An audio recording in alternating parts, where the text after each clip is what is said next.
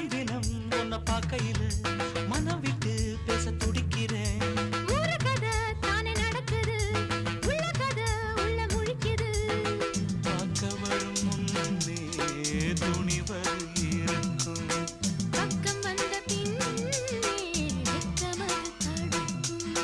சிப்பிக்குள்ள முத்தம் போல நெஞ்சுக்குள்ள காதல மூடி மூடி வைப்பதும் ஏனோ.